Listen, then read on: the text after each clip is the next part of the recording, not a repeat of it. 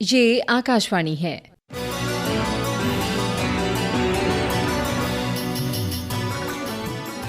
बदलती फिजाएं।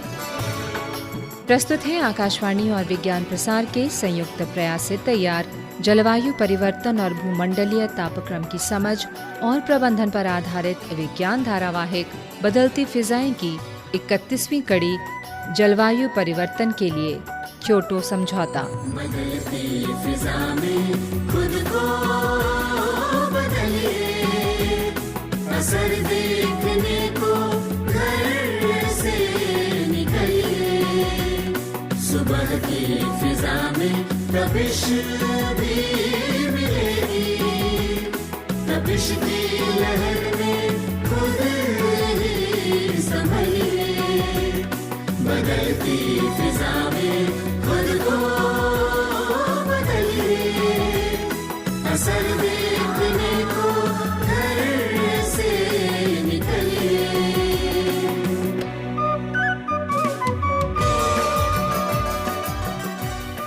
लो ये आई कॉफी। लो भाई उठाओ। वाह है, क्या बात है, क्या बात है। हाँ हाँ हाँ।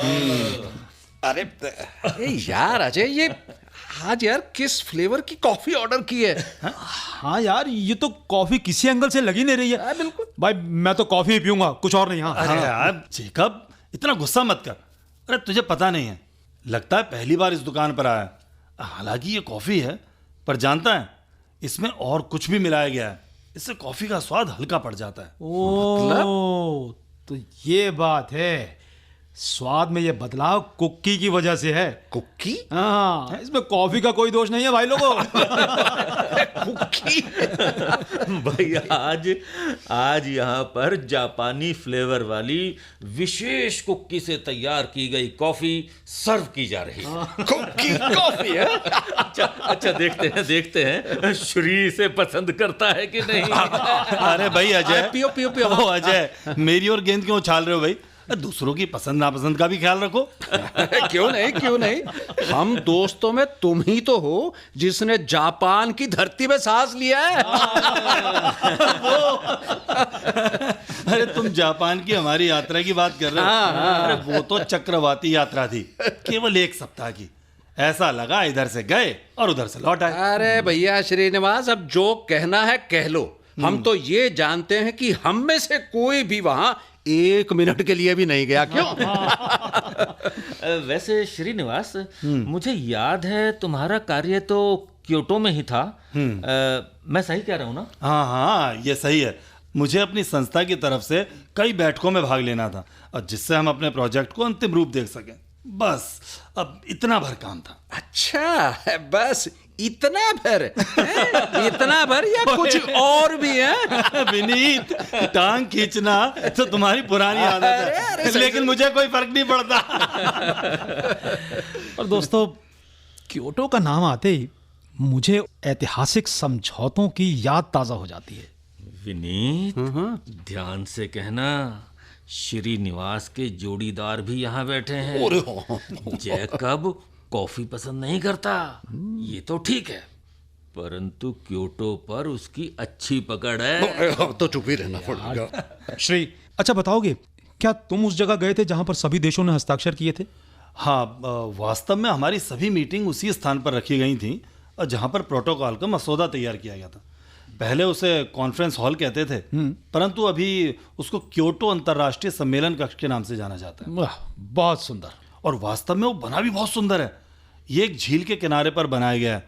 अजय, तुम्हें मालूम है, अति लोकप्रिय फिल्म द चैलेंज के अंतिम भाग को वहीं फिल्माया गया था। अरे हाँ, मुझे याद आ रहा है। इस फिल्म का निर्माण 80 के दशक के पूर्वार्ध में किया गया था। अरे हाँ। देखो देखो दोस्तों, विनीत भी क्योटो पहुंच गया। क्यों नहीं भाई? लेकिन क्योटो को पर्यावरण सम्मेलन के बाद ही विश्व पटल पर पहचान मिली। उफ, पता नहीं क्यों साल दर साल सम्मेलन पर सम्मेलन, क्यों नहीं सारा मसला एक बार में ही सुलझा लिया जाता? अजय, हालांकि मैं वहां गया हूं और पर्यावरण से संबंधित विषयों का ज्ञाता भी नहीं हूं, परंतु जहां तक मैं जान पाया हूं, ये सारी बाधाएं विकसित और विकासशील देशों के मध्य शक्ति बंटवारे की टकराहट के कारण है। और दोस्तों, पर्यावरण पर बुलाई गई ये तीसरी कॉन्फ्रेंस थी जिसको क्योटो में आयोजित किया गया था। अब इनका आयोजन लगातार किया जा रहा है। सभी देशों के प्रतिनिधि हर साल मिलते हैं, जिसे कॉन्फ्रेंस ऑफ पार्टीज कहा जाता है। पार्टीज? अरे किस तरह की पार्टियां? वो राजनीतिक या दूसरे वाली हैं? भाई विनीत, यहां विभिन्न देश प्रतिनिधियों के रूप में भाग लेते हैं। हालांकि उन सभी की राजनीतिक पहचान होती है, परंतु यूएनएफसीसी के तहत इन्हें पार्टी ही कहा जाता है। क्या कहा? यूएनएफसीसी का अभिप्राय है United Nations framework convention on climate change. ये पर्यावरण को देखने वाला एक अंतर्राष्ट्रीय संस्थान है। इसका विचार रियो डी जेनेरियो में आयोजित पृथ्वी सम्मेलन में आया था, जिस पर मार्च 1994 में अमल किया गया था। विनीत, इसे ही तो फंडा कहा जाता है। जेकब के ज्ञान को हल्के में ना लो दो। अरे यार अजय, मेरा ये अभिप्राय नहीं था। भाई मुझे दोस्तों के मान सम्मान का ज्ञान है। और जेकब, क्या तुम बताओगे इस सम्मेलन का एजेंडा क्या था? हाँ, क्यों नहीं। दोस्तों, यहाँ यूएनएफसीसी की चर्चा हो रही थी। अच्छा विनीत, क्या तुम अपने बच्चों के होमवर्क में मदद नहीं करते हो? भाई उन्हें भी तुम्हारी मदद चाहिए। अरे नहीं दोस्त, मेरी पत्नी ये सब कुछ कर लेती है। उन्हें पता है पापा से कोई सहयोग मिलने वाला नहीं है। ओए जेकब, इनके शांत पारिवारिक जीवन में ताक झाक मत करो। तुम ही बताओ, यूएनएफसीसी कन्वेंशन क्या है?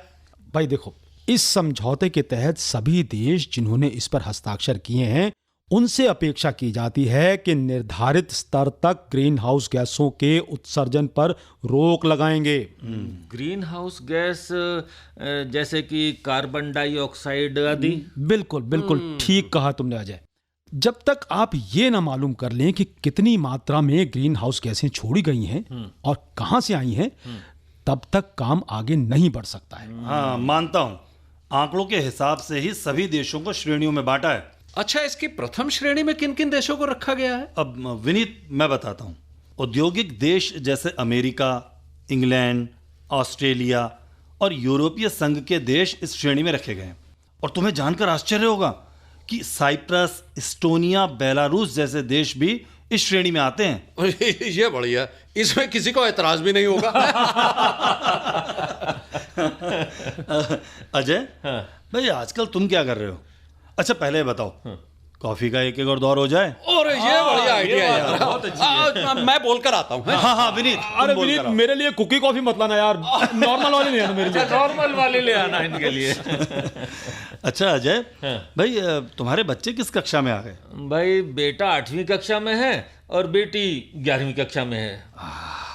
भाई बच्चे तुम्हारे बहुत प्यारे हैं। हाँ, वो तो है। अब वो अलग बात है कि मैं उनसे बहुत दिनों से मिला नहीं। आओ ना कभी। हाँ।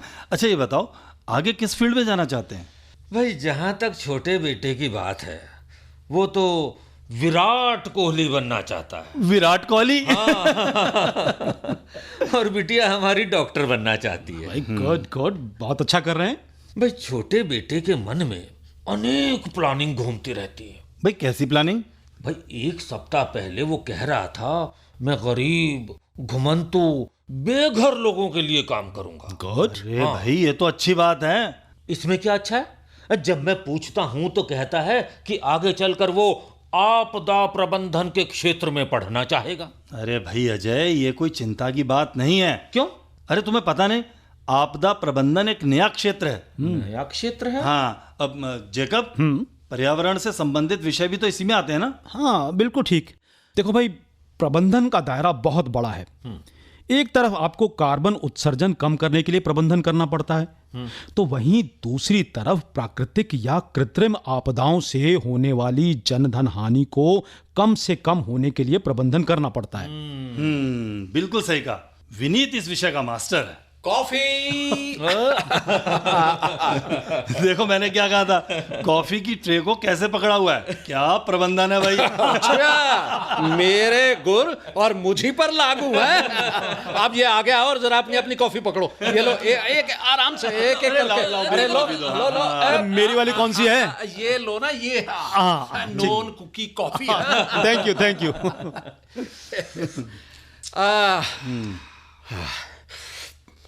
श्रीनिवास, हाँ, यार ये दीवार पर लगे वॉलपेपर को देखो यार, कितना सुंदर लग रहा है यार।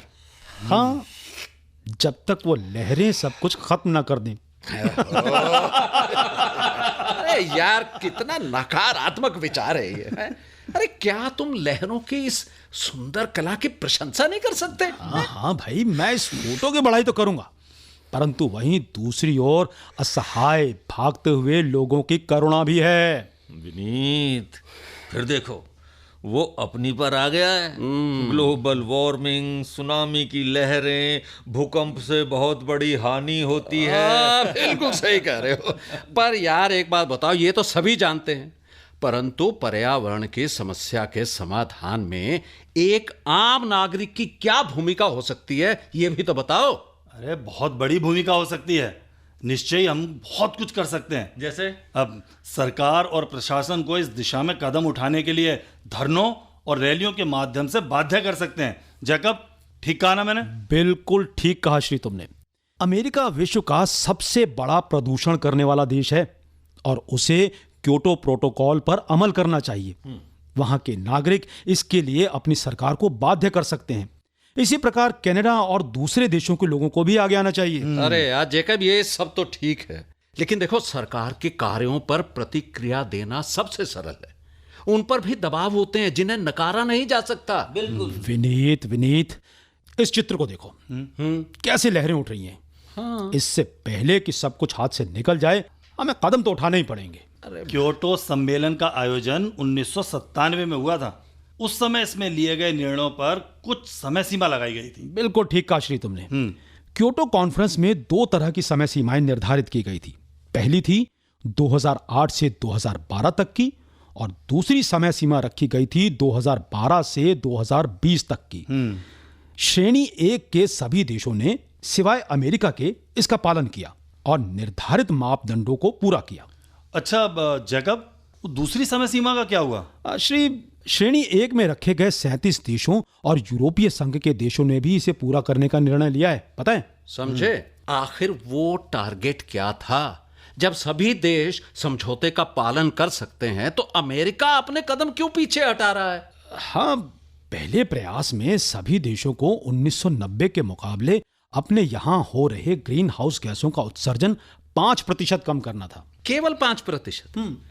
ये तो नगण्य सी मात्रा है। और फिर अमेरिका क्यों नहीं मान रहा यार, ये मैं नहीं समझ पा रहा। 5% वास्तविक मात्रा में एक बहुत बड़ी संख्या हो जाती है। इसके लिए आपको बड़ी मात्रा में कोयले, पेट्रोल और गैसों की खपत को कम करना होगा। इससे वहां के जीवन स्तर में कमी आने का भय है। वहां की सरकारों के लिए इतना बड़ा निर्णय लेना आसान नहीं था। यही कारण है कि अमेरिका ने सभी स्तरों पर इसका विरोध किया। अरे श्री, ये अपने फोन में क्या देख रहे हो? भाई, मैं अपनी एक दोस्त को फोन कर रहा हूँ। अच्छा, क्योटो प्रोटोकॉल में साफ ऊर्जा की जो बात कही गई है, हाँ। वो बहुत अच्छी तरह बता सकती है। क्या बात है? वो इसी क्षेत्र में काम कर रही है। क्या नाम है? क्या उसे जानते हैं हम? अरे नहीं भाई अजय, उसका नाम है शमीमा। अभी उनका व्यवसाय कर्नाटक में है, परंतु अपने कार्यों के लिए वो विश्व के अन्य देशों में जाती रहती है। एक मिनट, पता करता हूँ कहाँ पर है। हाँ, मिलाओ फोन। हाय शमीमा। हेलो। हाँ, मैं श्रीनिवास। कैसी हो? कहाँ पर हो? डेनमार्क में? हाँ, बड़ा सुंदर देश है। अच्छा सुनो, क्या थोड़ा समय निकालोगी? हाँ, एक्चुअली मेरे साथ मेरे दोस्त हैं। हम यहाँ पर कॉफ़ी हाउस में क्योटो प्रोटोकॉल पर चर्चा कर रहे हैं। हाँ, वो सब कार्बन क्रेडिट के बारे में जानना चाहते हैं। अच्छा सुनो, मैं स्पीकर पर कर रहा हूँ फ़ोन को। हेलो। कैसे हैं आप सब लोग? बढ़िया, एकदम। अच्छा, आप लोगों के क्या सवाल है, पूछिए मुझसे। हेलो शमीमा। हेलो। मैं अजय, एक MNC में वित्त विशेषज्ञ हूँ। ओके। मैंने कार्बन क्रेडिट के बारे में सुना है, परंतु इसके बारे में कुछ स्पष्ट नहीं है। आखिर ये काम कैसे करता है? ओके, एक्चुअली ये बेसिक सवाल है, परंतु ये पता होना बहुत जरूरी है कि ये सिस्टम कैसे काम करता है। अब शमीमा, अब ये अच्छा होगा यदि आप कार्बन फुटप्रिंट से अपना उत्तर शुरू करें। ठीक है श्रीनिवास। कार्बन फुटप्रिंट एक तरह का मापदंड और पैमाना है जिससे ये पता लगाया जा सकता है कि किसी उत्पादन कार्य में किस मात्रा में ग्रीन हाउस गैसों का उत्सर्जन होता है। इसकी गणना टनों में की जाती है। केंद्रीय सरकार इसके लिए परमिट जारी करती है और ये राष्ट्रीय या फिर अंतर्राष्ट्रीय संस्था भी हो सकती है। ये परमिट कुल मात्रा में उत्सर्जित ग्रीन हाउस गैसों का टनों में मापन कर निर्धारित होता है। अब इसका अभिप्राय हुआ कि ये अनुज्ञा पत्र इन गैसों के उत्सर्जन को किसी हद तक कम करता है। हाँ, ऐसा ही है। इससे वायु प्रदूषण पर रोक लगती है। वहीं उत्पादन गतिविधियों पर प्रतिबंध भी संभव है।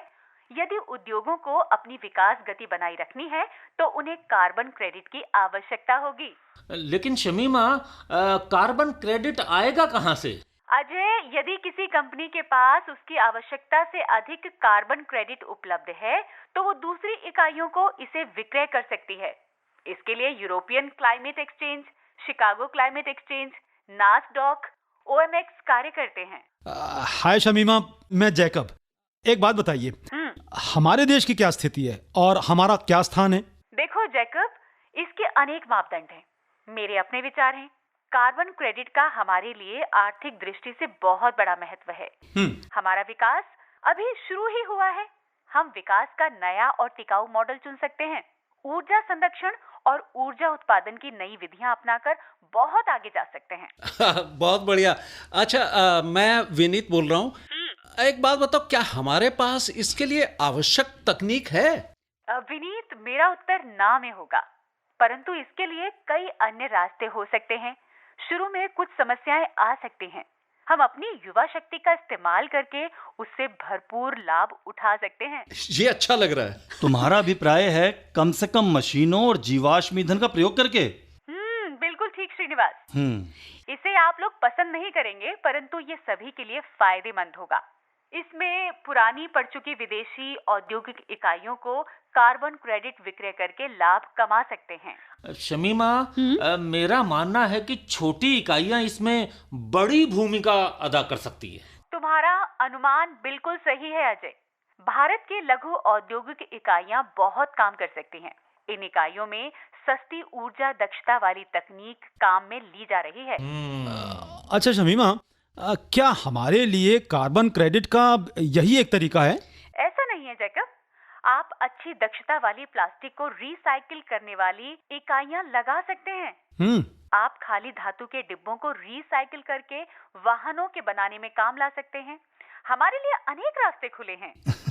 मेरा मानना है शमीमा, तुम्हारा काम खूब चल निकला है। श्रीनिवास, मेरी एक ब्रोकरेज फर्म है। हमारे देश में सैकड़ों कंपनियां हैं जो इस क्षेत्र में काम कर रही हैं।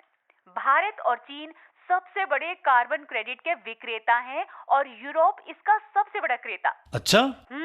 वृक्षारोपण के क्षेत्र में काम करने वाली कंपनियां और नगर पालिकाएं कार्बन क्रेडिट से लाखों कमा सकती हैं। अच्छा श्रीनिवास, मुझे एक बहुत ही जरूरी काम है और उसके लिए मुझे जाना पड़ेगा। प्लीज माफ कर देना आज के लिए। आगे फिर कभी मैं तुम्हारे सभी सवालों का जवाब दूंगी, ठीक है? अच्छा, बाय बाय ऑल। बहुत बहुत धन्यवाद Shamima. Bye bye bye Shamima, thank you Shamima, bye. तो जो कुछ उभर कर सामने आया है उससे यही लगता है कि क्योटो संधि ग्रीन हाउस गैसों को कम करने में सीधे तौर पर कारगर नहीं है। ये बिल्कुल सही कहा। क्या ऐसा है? हाँ, जब तक कोई अंतर्राष्ट्रीय कानून बने तब तक इन गैसों की मात्रा बहुत बढ़ चुकी होगी। हालांकि यूरोपीय संघ के देश अपना लक्ष्य प्राप्त करने के लिए प्रयत्न कर रहे हैं, परंतु बहुत सारे देश अभी पीछे हैं। वो कौन कौन से देश हैं? अरे बहुत सारे देश हैं अजय। चीन और अमेरिका बड़ी मात्रा में इन गैसों का उत्सर्जन कर रहे हैं।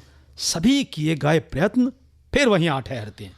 आपका मतलब वही ढाक के 3 पार। हाँ, बिल्कुल ठीक। अब देखो, 1990 से 2009 के मध्य विश्व में इनका उत्सर्जन लगभग 40% तक बढ़ा है। 40%? हाँ, ये आंकड़े नीदरलैंड की पर्यावरण का आकलन करने वाली एक संस्था ने जारी किए हैं। अरे भाई जैकब, क्या कह सकते हैं। ज्यादातर सभी लोग पर्यावरण के प्रति चिंतित हैं, लेकिन कोई समाधान नहीं निकल रहा।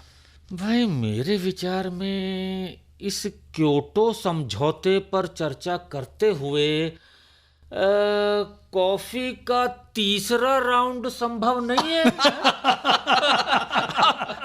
लगता तो मुझे भी यही है। लेकिन सुनो, अब मेरे पास एक प्लान है। अच्छा, क्या प्लान है भाई? अब देखो, आज मेरे बच्चे घर पर नहीं हैं और खाना बाहर से मंगवाना ही पड़ेगा। तो क्यों ना हम घर चलकर इकट्ठे बैठकर खाना खाएं? क्या बात है, क्या बात है भाई। भाई मेरे लिए कोई समस्या नहीं है। और देखो, पास ही में एक रेस्टोरेंट है और वहां का कुक बहुत ही मजेदार खाना बनाता है। अच्छा, एक मिनट। इससे पहले कि हम खाना खाने के लिए कहीं और चलें, मैं बाली कॉन्फ्रेंस के बारे में कुछ बताना चाहूंगा। अरे यार जेकब, देखो, ये सम्मेलन क्योटो प्रोटोकॉल के उद्देश्यों और लक्ष्यों को हासिल करने के लिए बुलाया गया था। अच्छा, अब तुम लोगों को पता ही है कि क्योटो प्रोटोकॉल फरवरी 2005 में लागू हुआ था। ठीक है, इसकी समय अवधि 2012 तक थी। बिल्कुल। निश्चय ही इसके आगे की रूपरेखा भी तैयार करनी थी। ये जरूरी भी था। यूरोपीय संघ के सभी देश एक ऐसी संधि चाहते थे जो सभी देशों पर लागू हो। मेरा मतलब विकसित और विकासशील देश। देखो, बहुत कम देशों को आशा थी कि अमेरिका क्योटो संधि के बाद किसी नए समझौते पर हस्ताक्षर करेगा। इसलिए एक नई संधि का मसौदा तैयार किया गया है। अच्छा, थोड़ा और विस्तार से बताओ जेकब। विनीत, ये विभिन्न देशों के मध्य हुए महत्वपूर्ण समझौते हैं। विभिन्न देशों के मध्य 13वां सम्मेलन सन 2007 में हुआ था। ये बैठक इंडोनेशिया के बाली प्रायद्वीप में आयोजित की गई थी। और याद रहे, उस बैठक में नोबेल शांति पुरस्कार से नवाजे गए अमेरिका के पूर्व उपराष्ट्रपति अल गोरे ने ग्लोबल वार्मिंग पर अपनी फिल्म प्रदर्शित की थी। अच्छा, अरे हाँ, वो फिल्म थी वो एन इनकन्वीनियंट ट्रूथ। ये बहुत ही डरावनी फिल्म है यार। क्या हम सब उसी प्रकार से मारे जाएंगे? देखो विनीत, अगर हम ग्रीन हाउस गैसों का उत्सर्जन इसी प्रकार जारी रखेंगे तो वही परिणाम होगा। अरे ये तो जून 2007 से आईपीसीसी चैनल ने अपनी चौथी रिपोर्ट में बताया था कि मानव ही इसके लिए जिम्मेदार है। बाली में माहौल काफी गर्म रहा होगा। बिल्कुल ठीक कहा तुमने अजय। सरकारी प्रतिनिधियों के अलावा बड़ी संख्या में गैर सरकारी संगठनों ने भी उसमें भाग लिया था। अच्छा। और सभी जानना चाहते थे कि ऊंट किस करवट बैठता है। अरे भाई, कुछ भी कहो, मुझे नहीं लगता किसी निर्णय पर पहुंचा जा सका होगा। तुमने बिल्कुल ठीक पकड़ा श्री। जो ड्राफ्ट यूरोप के संघ देशों ने पेश किया था, उस पर सहमति नहीं बन पाई। अमेरिका अपनी पूर्व की स्थिति से टस से मस नहीं हुआ। समुद्री जहाजों और हवाई जहाजों से होने वाले प्रदूषण पर कोई बात नहीं बन पाई। यानी जहां से चले थे वहीं आ पहुंचे, वो भी अंधकार में। केवल एक सकारात्मक पक्ष था। वो क्या? वो था बाली रोड मैप। बाली रोड में भाग लेने वाले देशों में सहमति बनी कि ग्लोबल वार्मिंग की समस्या के लिए समाधान जारी रखेंगे और अगले 2 वर्षों में किसी संधि पर हस्ताक्षर हो पाएंगे। ये बिल्कुल ठीक हुआ यार। देखो, परंतु मैं तो अब 2 मिनट और इंतजार नहीं कर सकता हूँ। भूख से पेट में चूहे दौड़ रहे हैं, इसका इंतजाम करो यार बस। ठीक है भाई, ठीक है, समझ गए। अब और ज्यादा चर्चा नहीं। हाँ, आज हमारी अभी की सबसे बड़ी जरूरत है भोजन। बिल्कुल। चलो चलते हैं। सुनो, यहाँ से पैदल का ही रास्ता है। मौसम भी साफ है और आज सड़क पर वाहन भी कम है। तो आइए ना, पैदल पैदल निकलते हैं। चलो। क्या बात है। तपती धरती, तपता अंबर, उबल रहा है सात समंदर। तेज धूप का असर बढ़ा है, क्रोध सूर्य का शिखर चढ़ा है।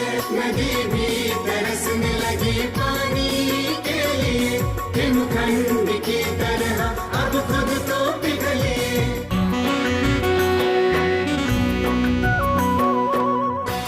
बदलती फिजाएं। अभी आप आकाशवाणी और विज्ञान प्रसार के संयुक्त प्रयास से तैयार जलवायु परिवर्तन और भूमंडलीय तापक्रम की समझ और प्रबंधन पर आधारित विज्ञान धारावाहिक बदलती फिजाएं की 31वीं कड़ी सुन रहे थे। जलवायु परिवर्तन के लिए क्योटो समझौता।